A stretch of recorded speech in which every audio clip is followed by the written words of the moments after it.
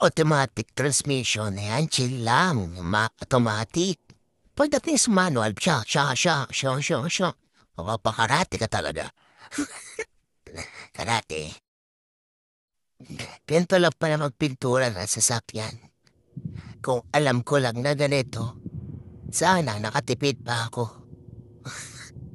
Basic lang ay kuya, oh. Oh, basic. Ang galing na itong truck na to, akala ko kung ano, hindi deliver. Sports car pala. Yung paint na may yellow, ang angas ng sports car na to. Ang swerte ng may-ari na itong gandang sports car. Dahil sa mga mahilig magpa-open pipe dyan, EM lang kayo. Di na kayo zero. Ilang ganyan siya mag-open pipe, oh. Simple lang, wala nang baklasan. Yan na mismo sa motor niyo, ka-alkaline eh, no? Yan, open pipe na yan. Easy step lang, di ba? Pagkabaklas niyan, naka-open pipe ka na. Di mo na kailangan ng silencer. Kasi nga, yung stock pipe na gagawin natin open pipe niya, no? Maganda tulong niyan, parang 4 cylinder.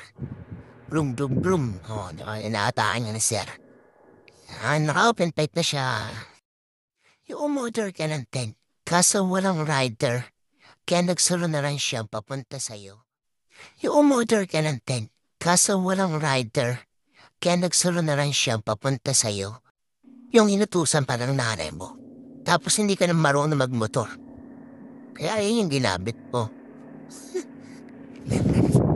Ito ang dahilan bakit walang lamok sa bahay. Yan, insane na yan.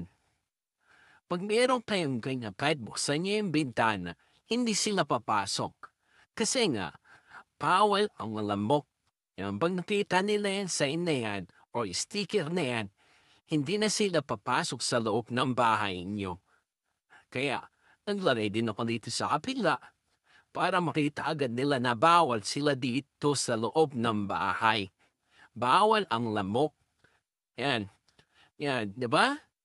Kahit buksan natin bintana dito, hindi sila papasok. Kasi nga, mayroon sign na bawal ang lamok